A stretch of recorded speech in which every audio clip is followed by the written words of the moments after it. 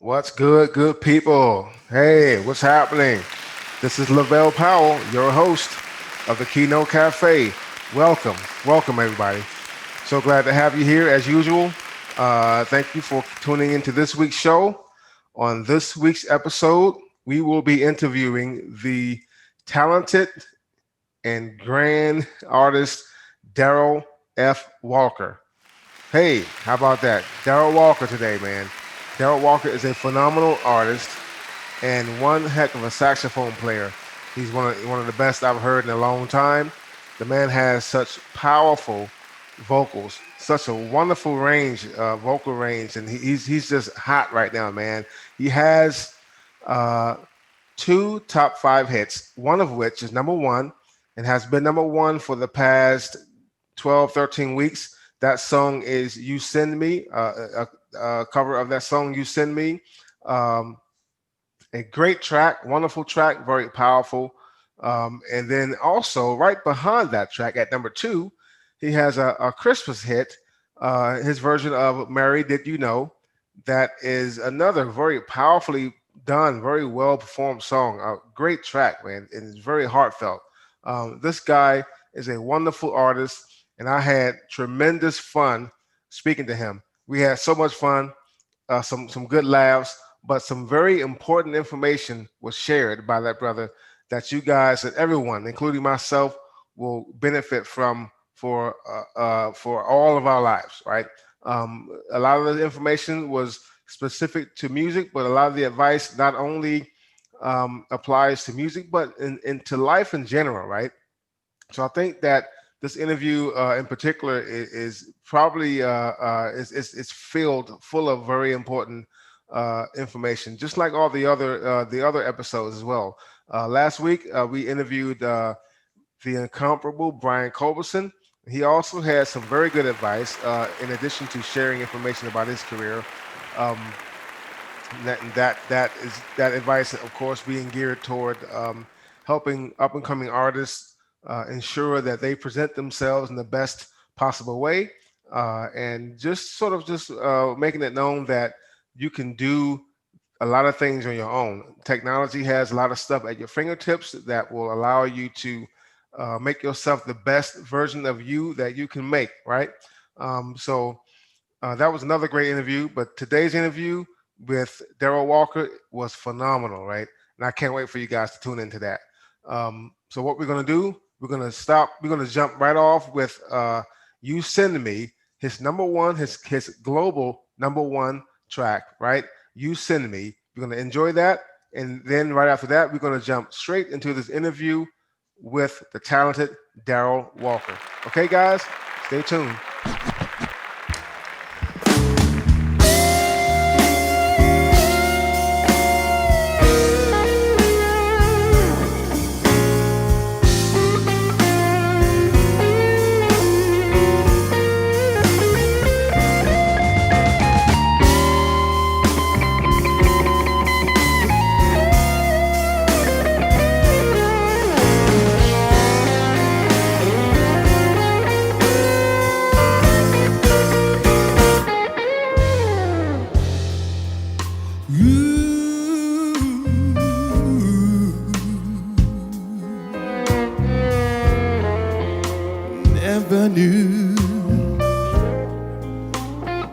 until I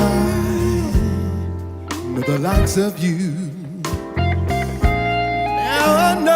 Now no, I wanna talk about it, baby. Darling, you send me, darling, you send me, darling, you send me, honest you do.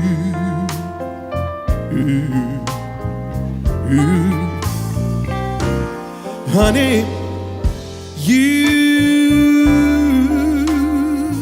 thrill me, baby, you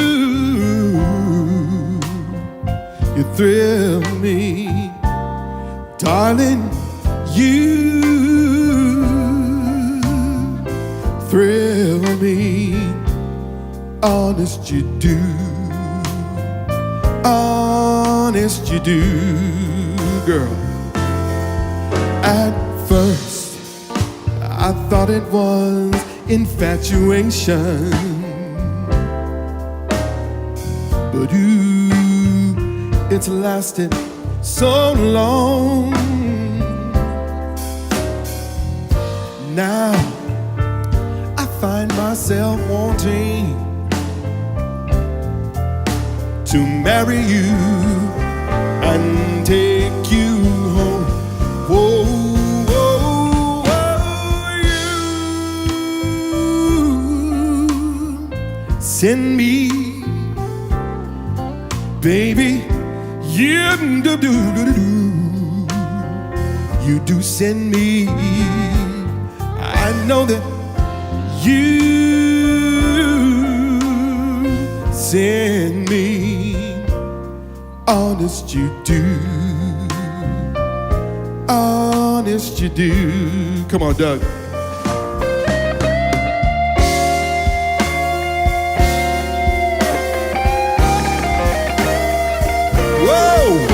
This is my story, this is my song. No, no, no, no, no, no.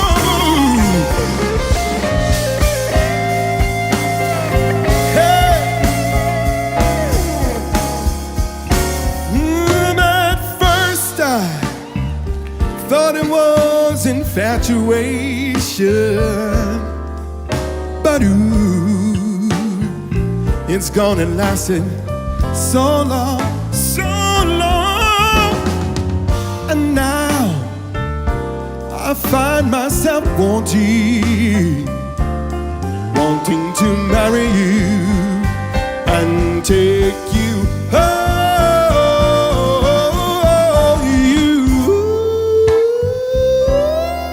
You send me, darling, you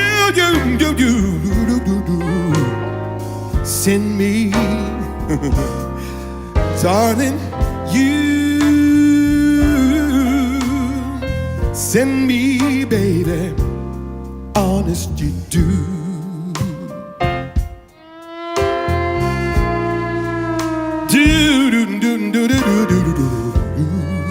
You do.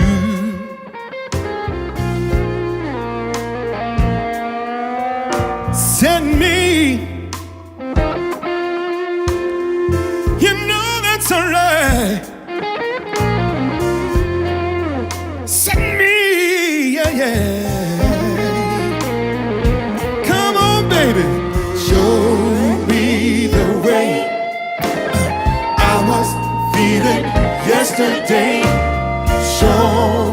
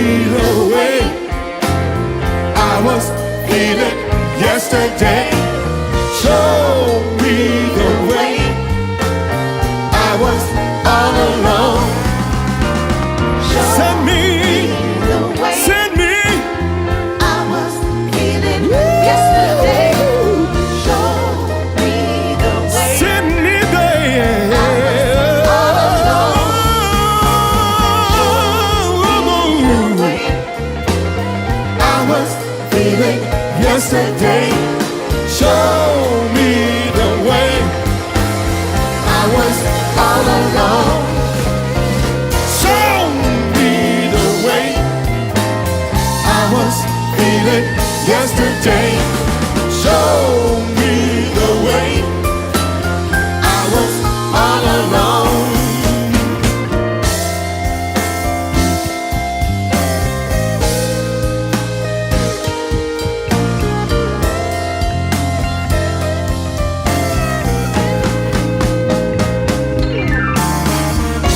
Yeah. Whoa, whoa, whoa. Ooh, yeah, yeah.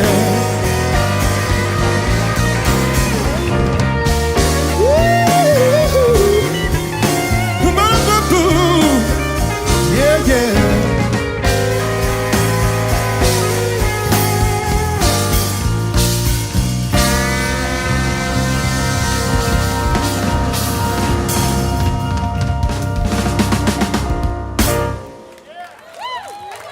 Do do do, you send me.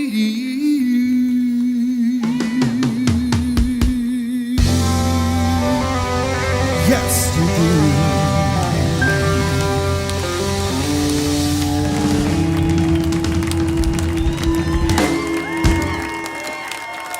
Thank you very much.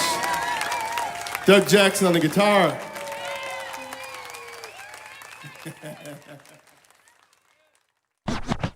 Yeah, Darryl, hey man, I'm glad to have you on the show, brother. This is an honor for me, man. My pleasure too.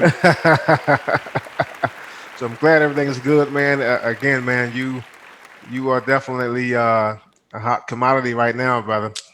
So and I know that that does something for you to see the response, that you It have does. it. It really does, man. It's as I always say, whether it's an interview or just a discussion with somebody, my reasons for being a musician are spiritual in nature because I've always had this ability.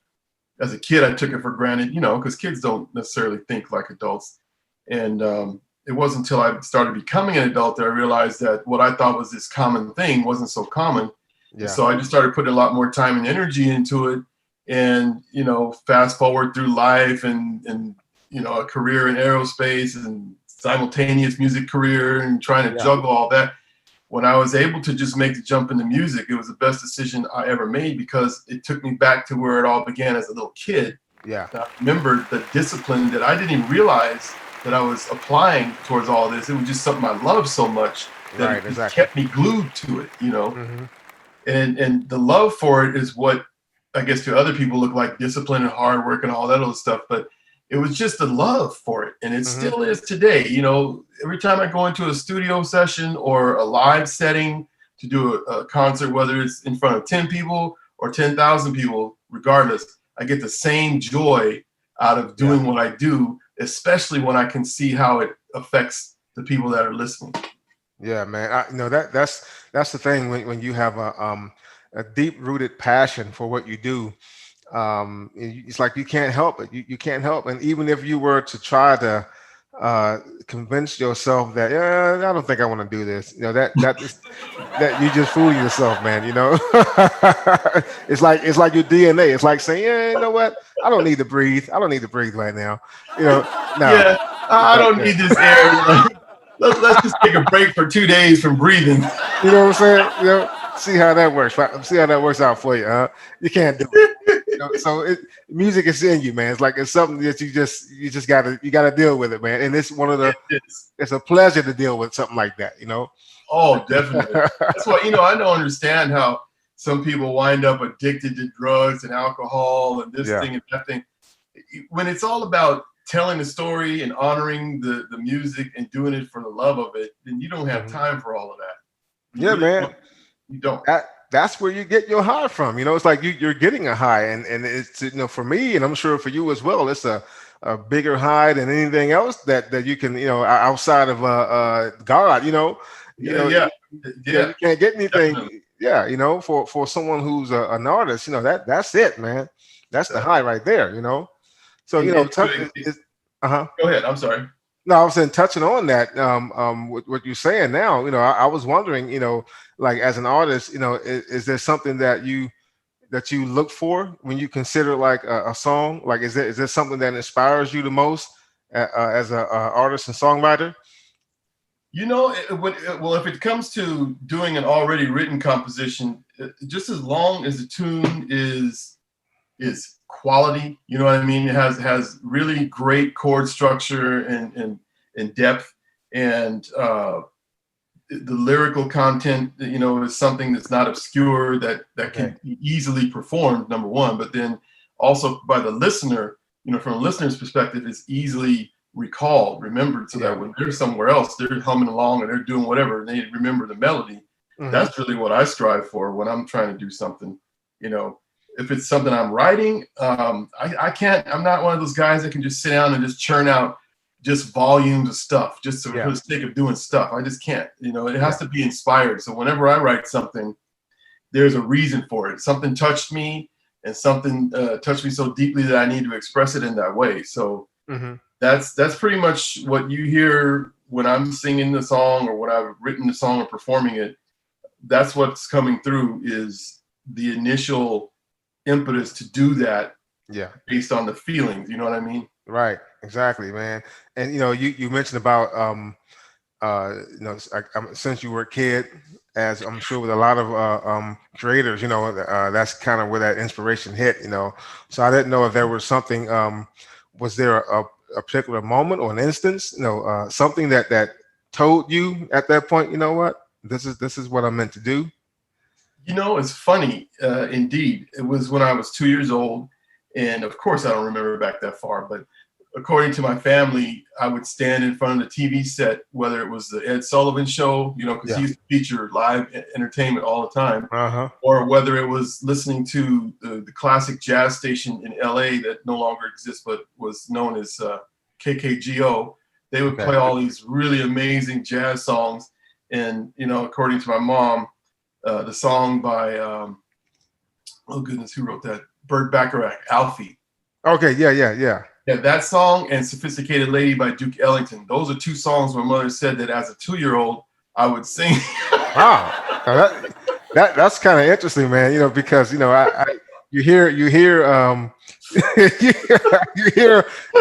about songs that may have struck a chord with you that you sing, but you don't typically hear that type of song. So I mean that's just a testament, man, to. Yeah, I'm sure. So was that the thing that kind of, I guess, for you? That right there was the beginning of all of this. It really was. That's cool, man.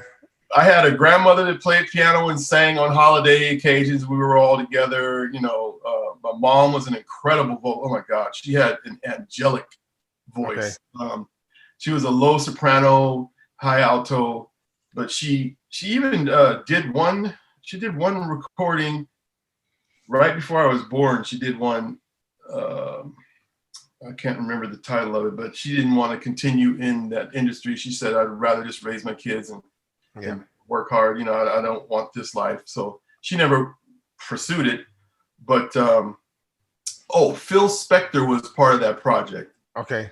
Back then, but she just didn't want to do it. So I have to say that it was just exposure to music throughout the family. My grandmother, my grandfather, my mother, and my uncles, all of them. Even though they weren't musicians or had a musical bone in their bodies, they just exposed me to it, and it just grew and grew and grew. That's interesting, man, because there's always in a lot of cases of an artist as a youngster being inspired to do music, it's either their siblings or someone they're close to either sings or they're just a music lover, and they always play music and of different types in the house, and you grow up hearing that, and it's just like, hey, this is what I love. I love this. For me, I had my sisters and brothers. They had a gospel band years ago. Yeah, called the Crowns of Glory, and they would they performed up and down the East Coast, performing different cover songs and stuff. And that was like one of my biggest inspirations to learn how to play an instrument because of them. Just watching them play and sing, and just the power behind their performances, man. And that also brings me to the next question I have. When I look at footage I've had an opportunity to see some footage of you performing, and Mm. you are very good, very good at connecting with your audience. And I can see like that that vibe and that very strong sort of a connection that you have with them, right? And I was just wondering if what would you say um, about you that enables you to do that, so seamlessly, right? Like with such ease, that connection. It's interesting because it wasn't until I started performing professionally that I actually felt what it was like to actually Okay. receive feedback in that way. Yeah. I'm used to people saying this or that, but feeling that connection when you're actually performing a song, um, what drives me to do it, or what innately in me allows that to take place, is I remove myself from the equation. Okay.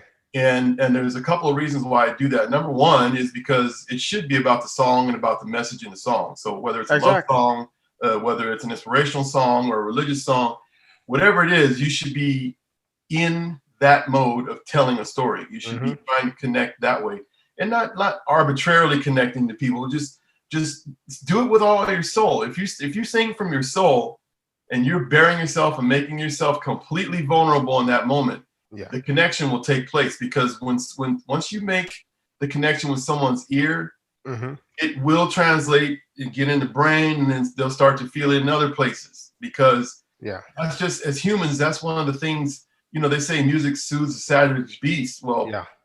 there's a reason why. It connects to Yeah. certain parts of your brain Hmm. that give off different chemical responses, and it's just so important to be about the song and about the performance, and remove yourself. Don't even make it about you, Right. because that's just ego. But when Yeah. you do it purely from the standpoint of just coming out of your soul, you can't miss. You will never, even if the song sucks, Yeah. if you're doing your best performance from your soul, people will be touched by it. They'll remember that. They'll remember that, man. And you're right, man. That music is powerful, man. And I think that's why so many people, it serves as an outlet for so many people. I mean, people who will have those days where they're stressed or what have you. Music is that venue, man, that they use to release that stuff, man. And when you're able to, as an artist, connect with them, that just adds even more to that impact on them, because there's something that in your storytelling as an artist that Mhm. connects to them, maybe to whatever they've been going through, or maybe they just want to hear some nice music to end the week or what have you. That the connection is so deeply rooted, right? So it just penetrates so down into them, and that's what one of the things that I picked up about your performances, man. So I think that's great, man. And that whole way of looking at things is you're exactly right. It shouldn't be about an ego or anything like that. You just do your passion. You do what you love. Focus on that, and just make it about why you're doing this. You're doing this because you love it, and you want other people to feel the way you feel about it. Mhm. And you just do it that way, man. And so that's awesome, man. So That's that's a very powerful thing you just said, man. I don't know if a lot of people really understand that, even as an artist. I don't know if everybody understands a that. lot don't. And you know how I know they don't is when I see another artist doing a show, and it's apparent to me that they're playing for themselves. Yeah. They're taking it from a selfish point of view, Yeah. and that's bad, because you're ignoring the people who gave up their time and resources to be there for you, number one. And Exactly. number two, you're missing the mark by not delivering that pure thing that comes from the soul. It's just, I'm going to give this gift, and I'm Yeah. going to see, I want to touch other people because I like sharing it. I love it so much that I want to share that love with everyone else. And it happens that way. I'm telling you, time after time, all these years of performing, I experience it every single time I go on stage. I get that feedback, that invisible spiritual thing happens between the performance and the people listening in the room. Yeah. And one time they made me break down, and I was at Yoshi's in Oakland, and I sang, what was it? I think it was Al Green cover, Let's Stay Together, as part of the Oh yeah. Soul Oh yeah. project. And that particular night, I was really spiritually aware, and I just put everything I had into that song. I mean, literally sweating when I was done. And I broke down in tears because they all got on their feet. The whole room stood up Wow, and gave man. us a standing ovation. And that to me is the most incredible example of appreciation that you can receive as an artist. Yeah. When a full room of people was so engrossed in what you were doing that they felt the need to stand up and appreciate you like that. That is a very humbling thing. It is. That's what it's all about, man. As you said, you're sharing your gift with others, and to see them receive it, and see the importance of it and the passion that you have for it yourself is just such a gratifying thing, man. It's such a fulfilling thing that to see people react to something you're pouring your heart and soul into. That's what it's all about, man. That's much better than, I don't know, man. I think that's even like more than the money. You know what I'm saying? For me, yeah, you want the money, but I'm just saying more than the money, man. It just does something for you to know that what you're doing is appreciated because you're doing it from your heart. You know what I'm saying? First and foremost, you're doing it from your heart and from your soul.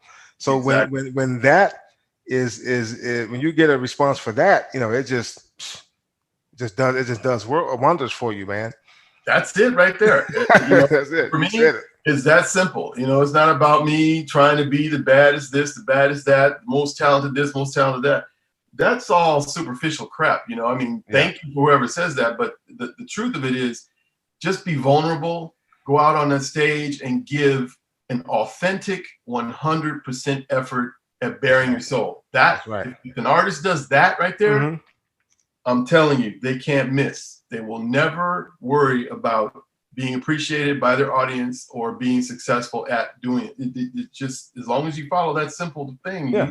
you can have that. And it comes natural. It actually comes natural for someone who has that deep passion for it. It's just a natural thing. Like every performance, that's what you're going to do automatically. Yeah. You know what I'm saying? Because Right. it's like you can't help but do it that way because No. the same No. amount of effort you put into creating the work, that's the same amount of effort you're going to put into expressing it. That's right. So The you're right, passion man. to create, the passion to share and express, because you don't walk out there, with this thought in your mind, I'm going to touch those people. I'm going Right. to this. It's not like that. It's not Yeah. arbitrary. It just happens naturally. It is an Exactly. organic thing that happens as long as the artist is open and Yeah. vulnerable and the audience is open and ready. Mm-hmm. And And also on along with your performances, right? I regard you as a phenomenal sax player, right? You're like you bad, brother. You bad, man. Oh, You thank know, you, man. and you also have that incredible vocal power and control. And when I hear you saying stuff, it's just it's like the way you do your voice, man. It's like it's very powerful, man, and it exhibits so much control, man. And you already kind of touched on it, but for the purposes of those who listen to the show, Mhm. how much time and work would you say you devote on a regular basis to stand on top of your game? Well, it's funny, as much as I can, but there so many things get in the way. Yeah. Back when I was in aerospace for 23 years, that was like a 60 to 70 hour thing sometimes. And it would be real difficult to do shows and to rehearse and whatever. And I think that no artist can rehearse enough, in terms of learning and expanding and all that. But these days, with what we're faced with, it's hard to make that time because you have to try to find ways to supplement what you lost when COVID hit. And Yeah. But I think it's real important to put in the time daily, whether it's dedicated as practice time or whether you're just in your house with the music on and you're singing along. Yeah. I try to listen to things that are really at the peak or beyond of what my ability level is, so that I can analyze it and then try to emulate to a point to where I understand that way. And then if I need to go study with somebody, I'll do that. But lately, over the last few years, basically all I do is, if I'm in the car, I will sing. As long as it's not a performance day, I will sing a little bit in the car. But I don't make a practice of that, because it's not good when you're trying to sing over road noise in the engine, whatever. It's too much work on your throat. But if I'm in the car and then something comes on and strikes me, oh wait, I need it. Let's do this. Turn it up, sing. Or at home, I'll sit down and I'll be going through my song list on in iTunes or whatever, and I'll pick things that I may have bought or had for a while that I haven't heard, and I'll just sit there and just sing along with that stuff.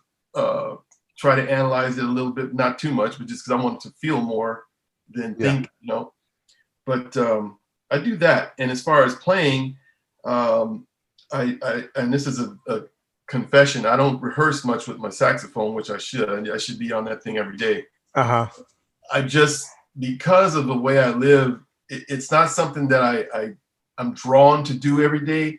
I don't want it to feel like drudgery. I want to pick it up and be excited about it. So I kind of I space that a little bit. Well, there's no way that anybody would know that. I mean, because I guess it's just like a natural ability. That's what it comes down to. And some things you never forget. Some things you don't have to practice daily. It's just like it's a natural part of what you do. It's just natural. And I would say that in addition to your vocals, that's another thing that's a natural, man, because that's you deliver when it comes to that saxophone, man. Oh, thank you. I love it. It's just like the singing. I love it. And they both play off of one another. Some of my the way I phrase vocal lines when I'm singing a song, a lot of that has to do with playing the saxophone. I visualize how it would sound coming out of the horn. Like, okay, you would use this scale, or you would use that. And I just do it, and then vice versa. When I'm on my saxophone, I try to sound like a male vocalist. I don't want the horn to sound mechanical and stiff and sterile. I don't want that. I want it to sound like, the best example of that I could really give is Kirk Whalum, one of my heroes. Kirk Whalum has this innate ability to make his saxophone sound like a singer. I mean, the phrasing and the breath and the way he attacks notes and how he plays around with altissimo notes and it comes back down into the regular rate. All that stuff, that's brilliance. And that's only because I would imagine he takes it from the standpoint of a singer.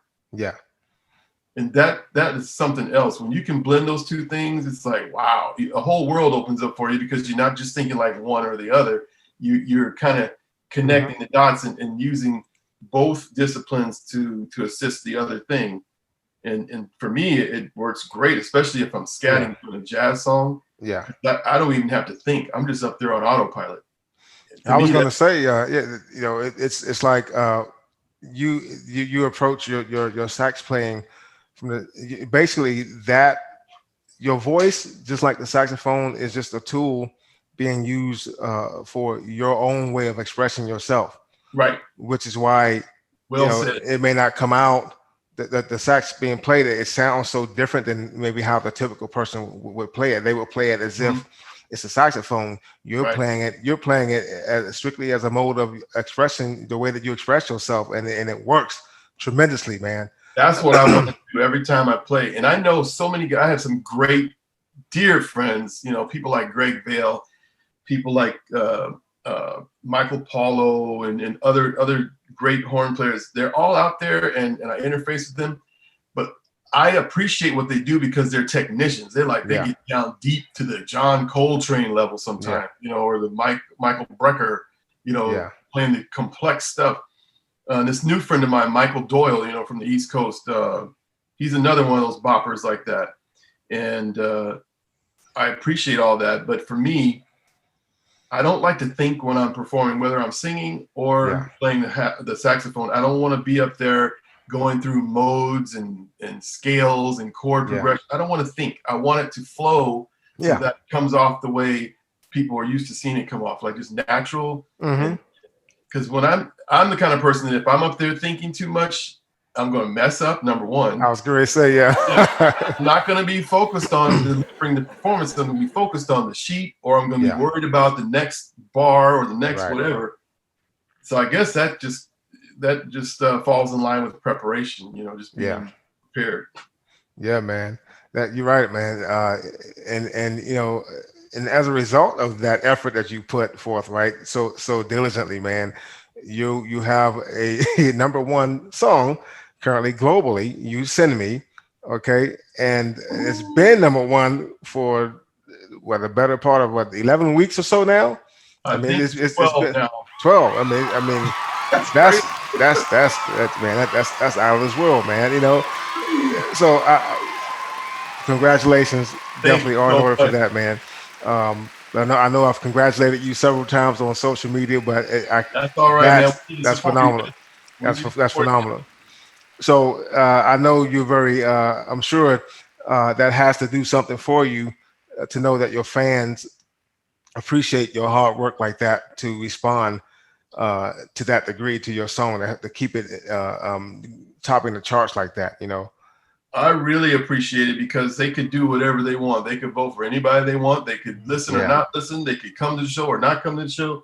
Mm-hmm. And, whenever someone sides with me in terms of they want to see what I'm doing, hear what I'm doing, or be there or whatever, that's something I always open up a show with, as I say, thank you, everyone, for being here. I want to acknowledge you for spending your time and your resources to be here with us. Can't do it without you, so thank you. I say that because they need to hear that. People have they tend to say, I've heard them say, oh, well, I went to this show and I didn't like it because the artist was like indifferent. They didn't care. They didn't want to sign autographs. They didn't interface with people. They just kind of hurried up and left when the show was over. You can't do that. Yeah.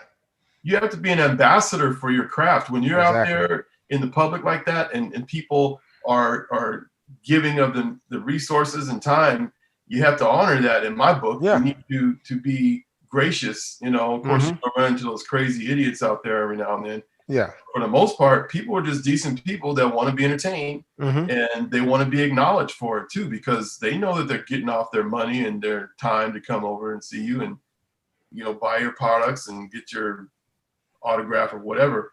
Yeah. It's all just part of the whole equation. It's another way of showing how appreciative you are of them, for you to take that extra time outside of the performance itself to devote to signing autographs or saying thank you to somebody when they tell you how much they love your work or things like that. That's another big part of just an artist showing appreciation. So I agree with you, man. I think that, you may not always have time to do all of that, but the fact that willingness to do it, and the fact that time is put into it, however little or much you have, I'm sure those fans will be greatly appreciative of that.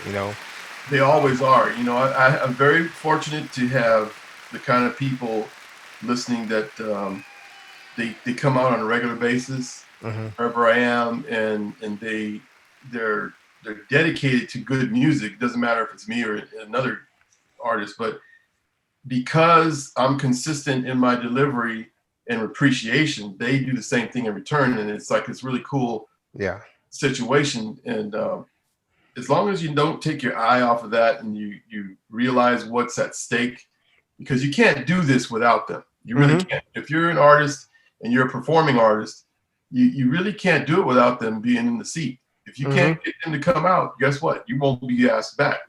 Right. That's right. You better believe it, man. The bottom line is behinds in chairs. Right. You better believe that, man. That's what you want.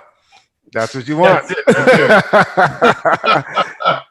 So what would you say? What would you say? You're touching on a whole lot of things that I wanted to ask, but I guess what would you say has led you to have such a great amount of success as an independent artist and performer? Because you have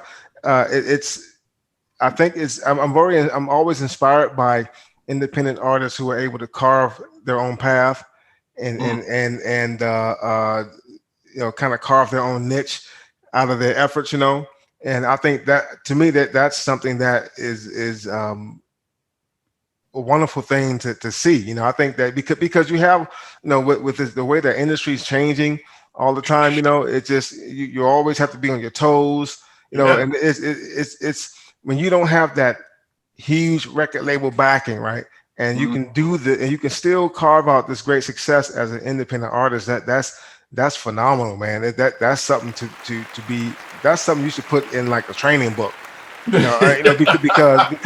Because you have so much stuff going on in the industry, and you're always having to change and think outside the box and think of new ways of staying relevant and stuff like that. So I think that's a great thing. So I mean, would you say that what would you say has led you to have that kind of success as an independent artist?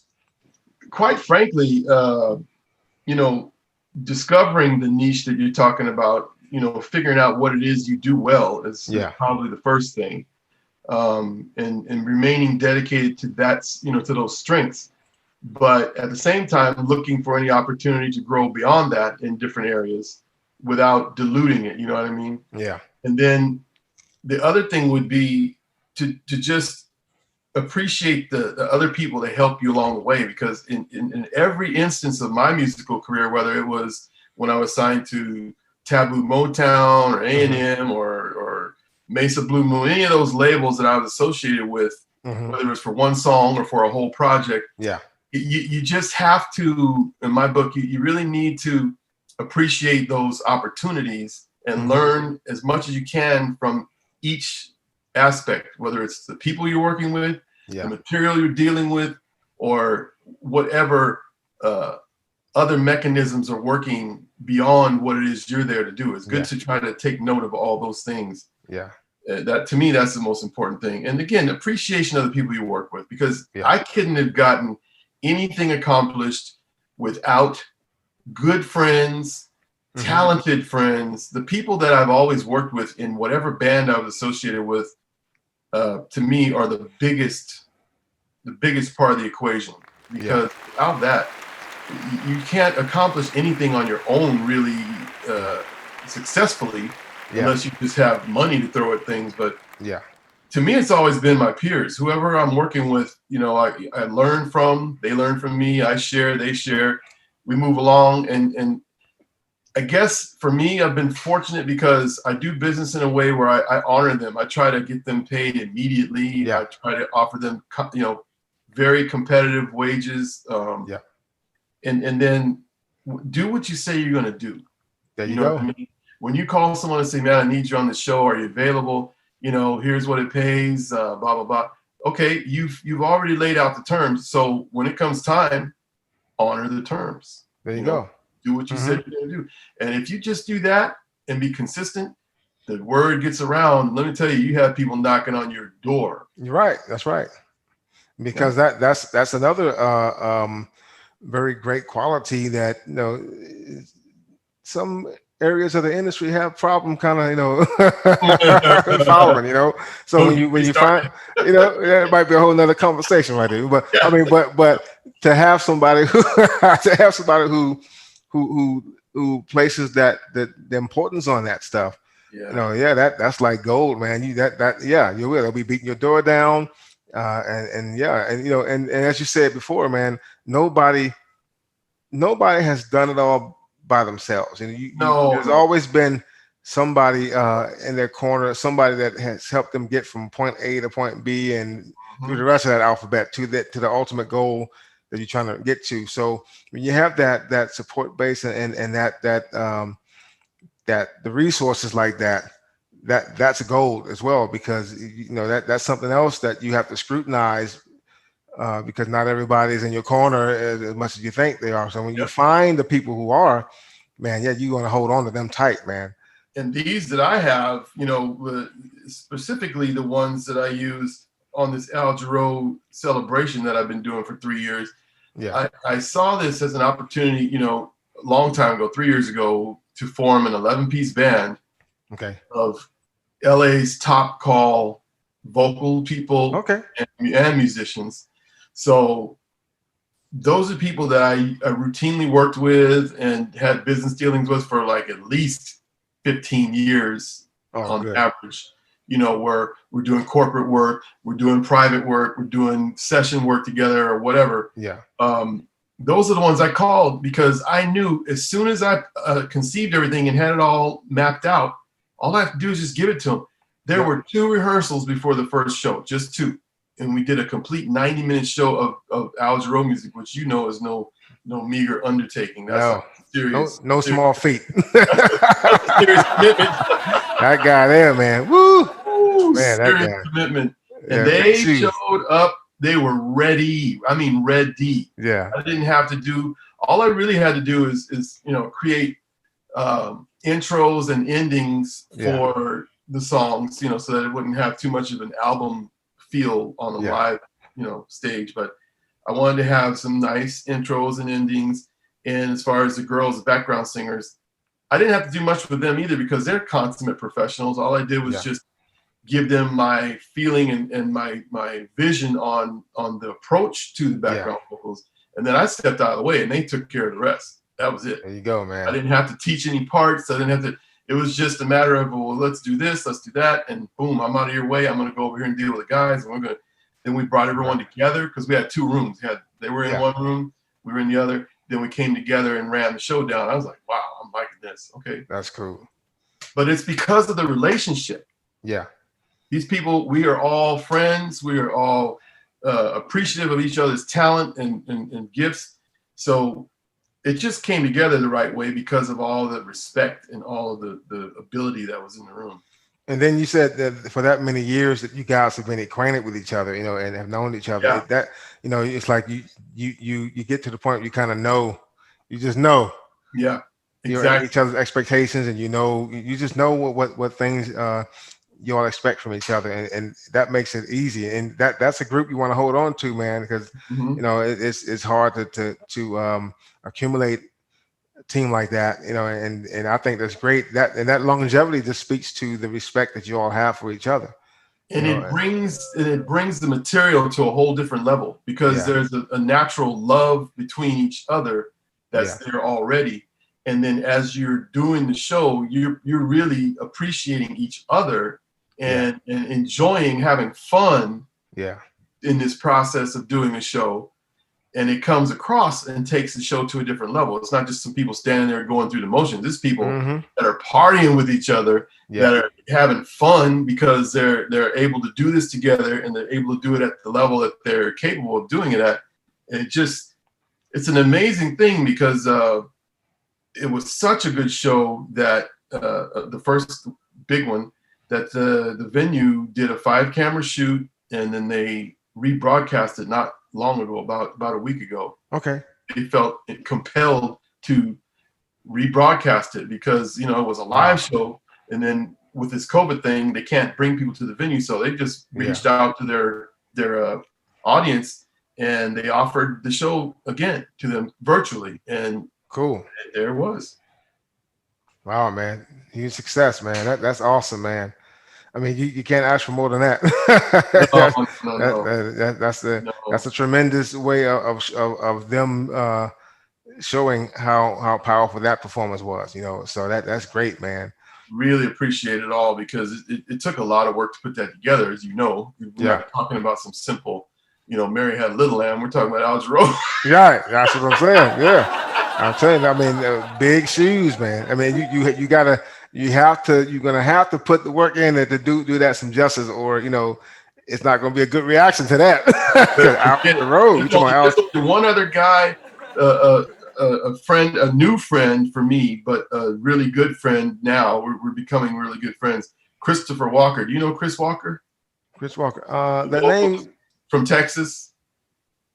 It rings a bell. I'm not entirely sure. Look him up because he was with Al Jarreau for 20 years as a bass player and a musical director and vocalist as well. Yeah. He used to co-sing on some stuff. He had an amazing relationship with Al Jarreau, and he put out an incredible project not long ago with Gerald Albright and all these great people on it. It's called We're in This Love Together. It's a great CD. Check that out. I'm going to do that. and he routinely posts video, of him singing along with the actual tracks, doing those songs. He and I talk every now and then, and we're probably the only two people that I know of that are out there doing this. It was then once the first show was done, I realized, wow, okay, this is not something that everybody can do. So it was even that much more important for me to do it right and to do it well, because that music,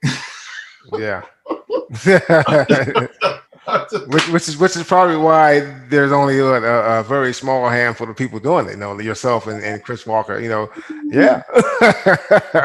you talk about, do you want to feel like you did something at the end of the day? Yeah. Walk off the stage after a 90-minute show back. Hey, man. You just want to sit down. I know, man. Those are huge shoes, man. To even remotely fill, man. There will never be another one of him. No, man. No, never, man. That guy, he's one of my all-time faves, man. I listen to it. I don't know, man. I just love his vocal approach to his music is awesome in itself, but his vocal approach, the way he sung, man, his style was he put such a spin on the music, man, that you just never forget. You'll never forget it, man. It was always an instrumental approach. Yeah. That even guy, from the vocal. He would be percussive. He would be, singing jazz lines. He'd be scatting. He'd be R&B style in there. He'd be everything, soul. He was just there wasn't anything he couldn't do. I'm telling you. That guy, man. That guy's like, you talk about tremendous talent. That was it right there, man. You have another song which is number 2 currently, and it's the cover of "Mary Did You Know." I love that. And so was there something about that song that inspired you to pick that one to do, or? Yes, I was putting together at that time a Christmas record, a Christmas project. People kept asking me for holiday music at the shows. They would say, "Do you have a holiday project?" No, I don't. And after saying no, I don't 3 or 4 times, I said, okay, maybe I need to. So I went in and did that, and I was looking for material to put on there. I didn't want it to be the typical stuff that everyone's doing, that everyone, because how many times can you hear that? I know. Yeah. It just gets to a point where, okay, this is not inspiring. This is not, everybody's done it. But Mary, Did You Know, where was I? Oh, I was on the freeway. I was driving to a show, actually. And CeeLo Green came on. He did that. Okay. And I heard him singing that song, and I went, wow, why do I not know of this song? This is, I can't even believe I've never heard this. And when I analyzed the lyrics, I went, oh, this has to be on the record, because this is all about Jesus. This is all about the whole reason we celebrate Christmas. The reason for the season. Mm-hmm. Yeah. And when I really got into that, and I said, okay, I really have to tell this story. I want to sing this song, because Mary, Did You Know, your baby boy would calm a storm with his hand, would give sight to a blind man, with all these things in the lyrics are just so impactful and powerful to me that I just said, okay, I need to sing this song.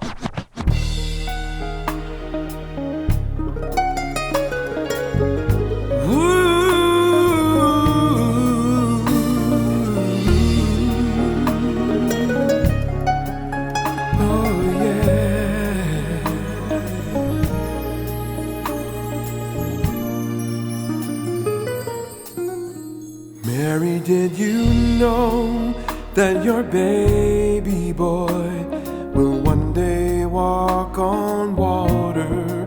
Mary, did you know that your baby boy will save our sons and daughters? Did you know that your baby boy has come to make you new? And this child that you delivered will soon deliver you. Mary, did you know that your baby boy give sight to a blind man. Mary, did you know that your baby boy will calm a storm with his hand? Did you know that your baby boy has walked where angels trod? And when you kiss your little baby, you've kissed the face of God. Oh, Mary, did you know? Did you know? Mary, did you know? The blind will see, the deaf will hear, the dead will live again. The lame will lead, the dumb will speak, the praises of the Lamb. Mary, did you know that your baby boy is Lord of all creation? Did you know that your baby boy will one day rule the nations? Did you know that your baby boy is heaven's perfect lamb? And the sleeping child you're holding is the great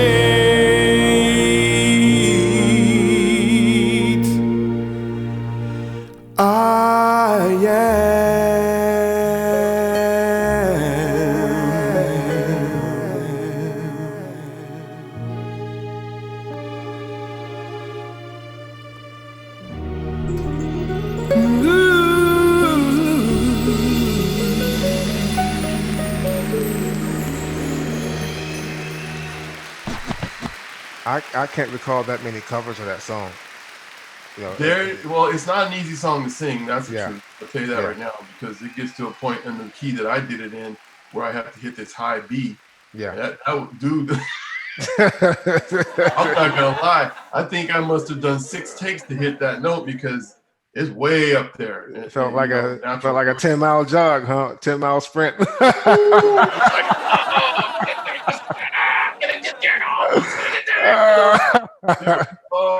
I feel you, man. It was work. It was work. Yeah. But you know, the guys that did the work on the record, you know, Blake Aaron, an international jazz guitarist, on the charts all over the place, Billboard, everywhere. It's a great track, man. Theo Coakley from the T Connection. Remember the band the T Connection? Yeah. Yeah, Theo Coakley was playing keyboards on that song. Okay. On the record, whole record, in fact. Okay. Raul Mesa, a bass player. It was his studio we used to record that. Okay. And let's see, I also did a feature, the main song, the title cut, Christmas to Remember. That was with Rebecca Jade.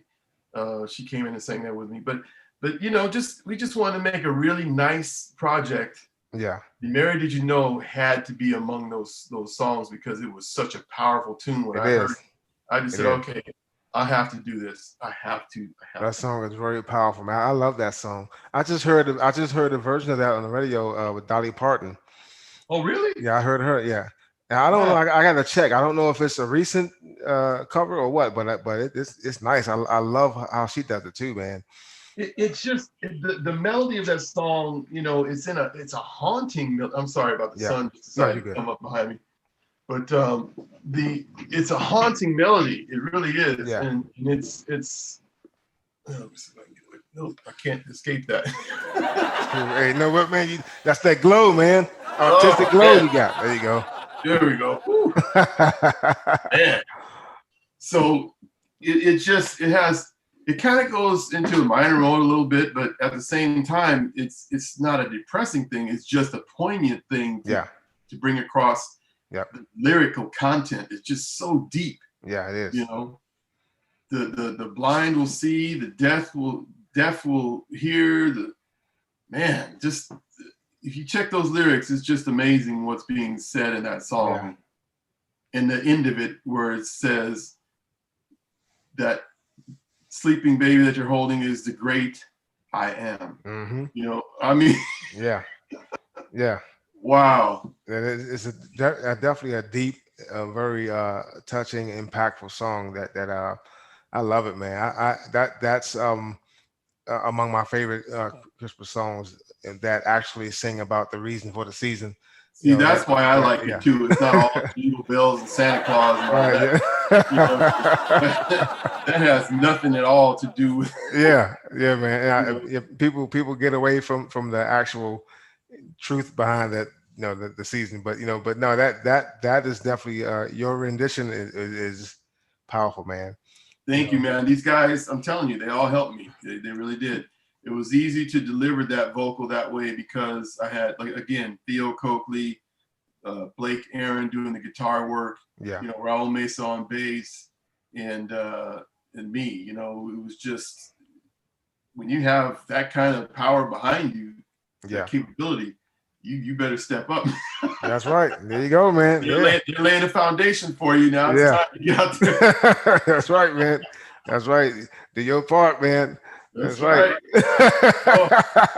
So, one of the things that I set out to do with this show, the Keynote Cafe, was to showcase talents and the achievements of myself as well as other artists who work very hard in this industry. And for a number of years, in a lot of cases, a lot of us have worked long and hard to get where we are, So I was wondering if you can share with our listeners and your fans why it's so important for them to follow their passion, right, and never ever give up on their passion and on their dreams. Well, first and foremost, doing that will allow you to be the best version of yourself that you can be. You follow your passion and you get behind your dreams and just work a little towards it every day. And as you work toward it, it will start to be revealed to you. If you remain dedicated to it, regardless of what may happen in life, just keep on that path, because at some point you will reach the level that you're supposed to reach to have opportunities given to you. Yeah. And you can only achieve that by putting in that work. It's not something I try to tell some of the younger folks that I know. Don't expect a whole lot. You need to go out there and make things happen, because nothing's going to be handed to you. That's right. Everyone else before you had to trailblaze and earn their opportunities, so it's not any different now. Right. In fact, it's harder now because of the way that the whole industry's been changed. But that would be my first thing that I would say. That's very important, man. Recognize that it doesn't happen overnight. You have to put in the work to get the results, and no pain, no gain, and all that kind of stuff like that. That's important, because in case people think it's going to be easy, they see these people up here who have amassed success, and they think that it was just came like this with the snap of the fingers. No. You're good, so they let you. No. A seriously daunting amount of work was put into that, and money. Yeah, right. Money, resources, all kind of stuff went into it, man. And that's what you have to accept, that's going to come with the territory if you're going out there trying to do this, but you can do it. You can do it. There were hundreds of people along the way. If I look all the way back to the very beginning of my professional career, even before that, before I even had any designs of being professional at this, there were literally hundreds of people. I could make a list of all the people that had anything to do with me getting where I am at this point. And it's all part of, they're part of it. They're part of the journey. They're part of the success quotient, because without their input, wherever I was at that stage of the game, I wouldn't have gotten to the next level or the next stage or the next opportunity.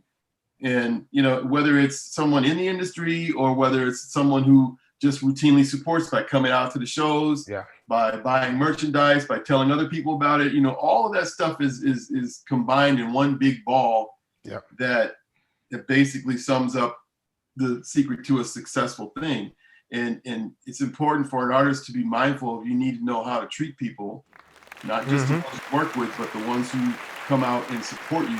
That's right. You don't have to take any guff from anybody, because there's always going to be someone who's going to start something or be overly demanding or unrealistic. Like this one guy, I'll tell you a quick story. We finished the show and I'm signing autographs, and this guy comes by and says, "Hey man, can I get one of those CDs?" I said, "Yeah, sure, $20.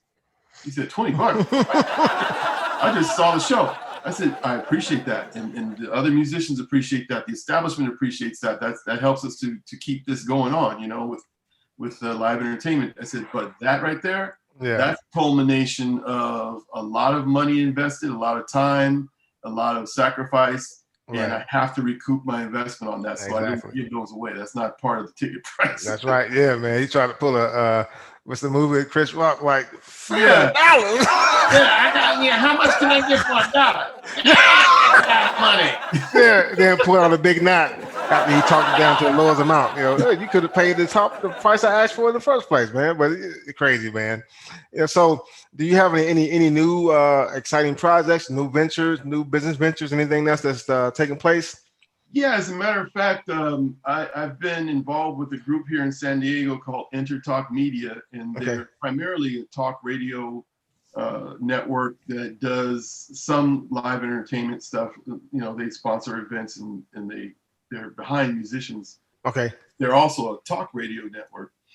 Well, the CEO of that company and I have been friends for a long time, and he gets me involved in different events that he has from time to time. And on this occasion, I guess it was a couple weeks ago, on December 5th, we did a live streamed concert from his studios here in San Diego.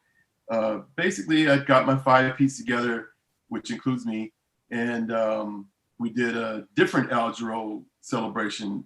Songs like "Sophisticated Lady" and "Alonzo," and "Spain," and did a 75-minute show of that. Well, as a result of that, we produced a DVD of that concert, and we also I'm branding my own brand of organic medium roast coffee now. Yeah.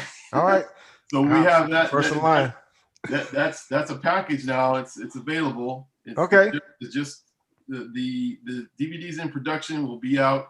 We'll be shipping on January 1st or around there. But the coffee's available now, and we're selling it as a package duo. Okay. So I posted that on Facebook with the links and everything. I'll be checking that out. Check it out. I mean, hey, the music is like the big thing, but hey, have a nice cup of coffee. Listen to some nice music too. Oh, good. I'm sure. I'm like, I had to stop this. Right. Because it's organic and the roast is medium, so it's not burnt, doesn't have that overpowering burnt taste. Yeah. It's just a really smooth, nice cup of coffee. So cool, I'm proud to be working with that's awesome, man. Yeah, with them and getting that out there. So that's awesome. One of the main things that are happening now.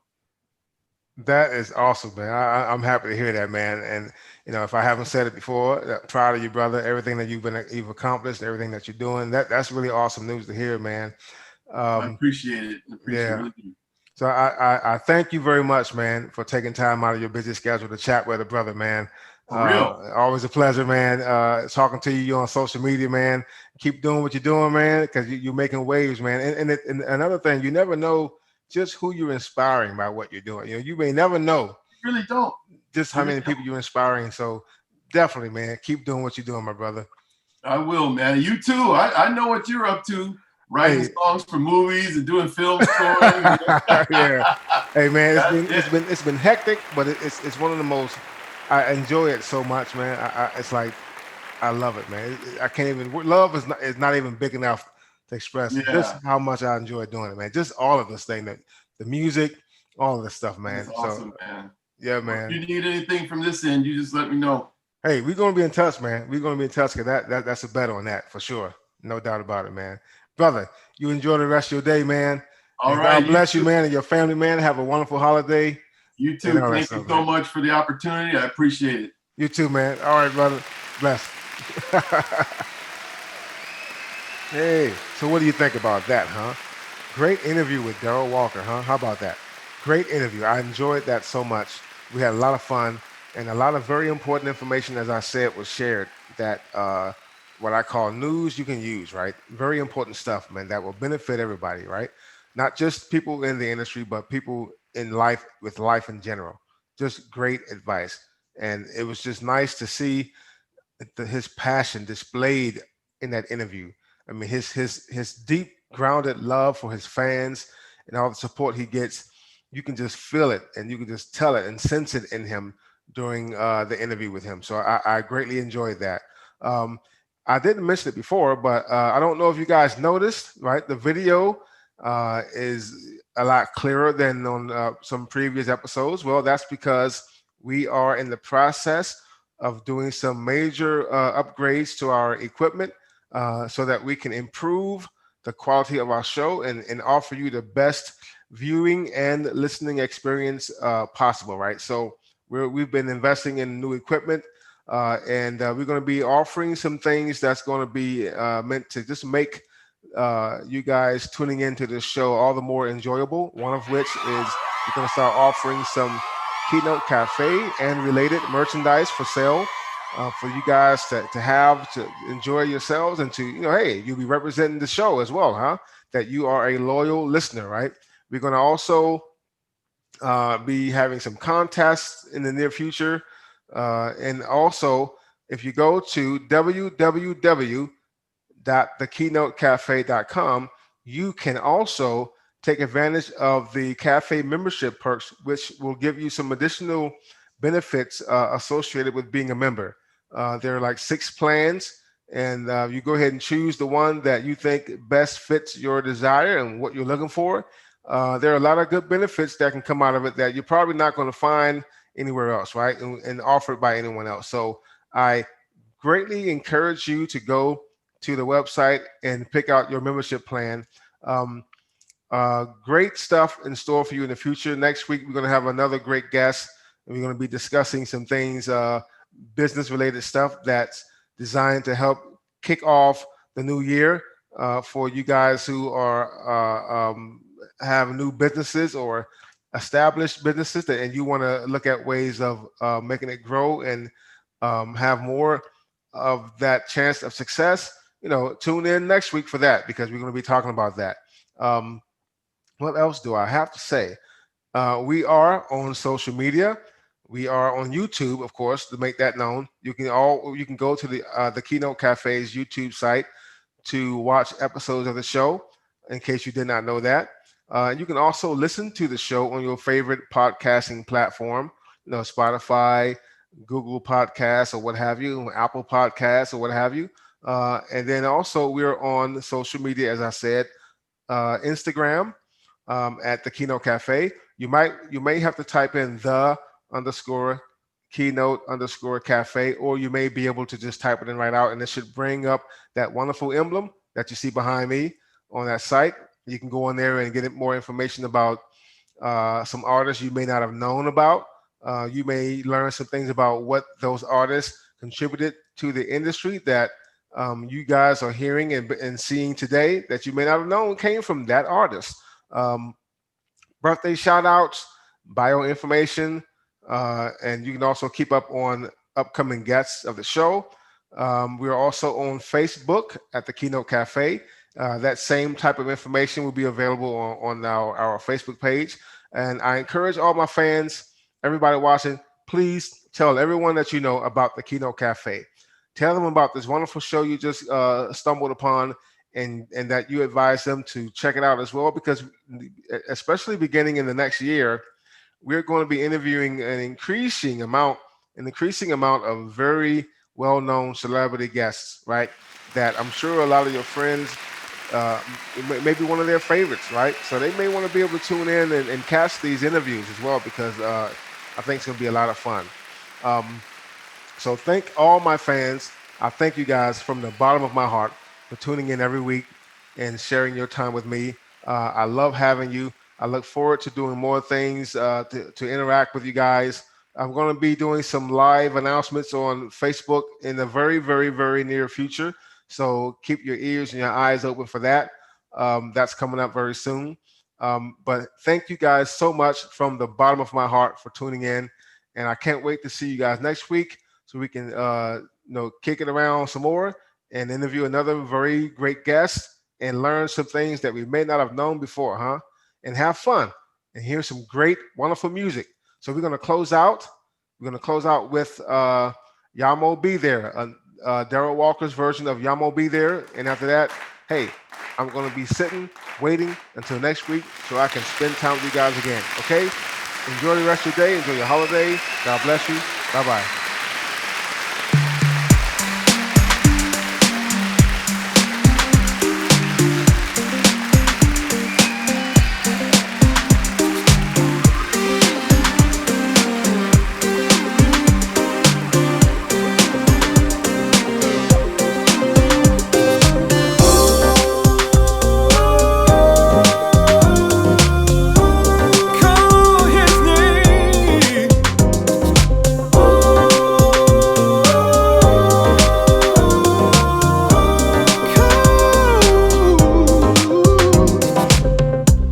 Heavenly Father, watching us all.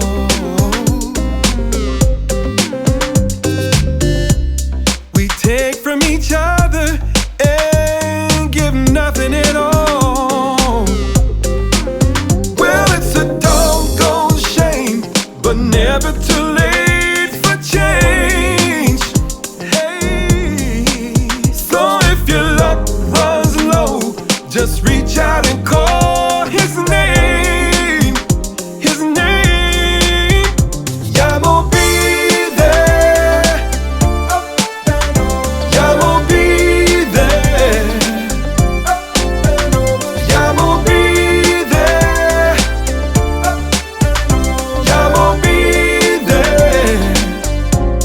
Whenever you come,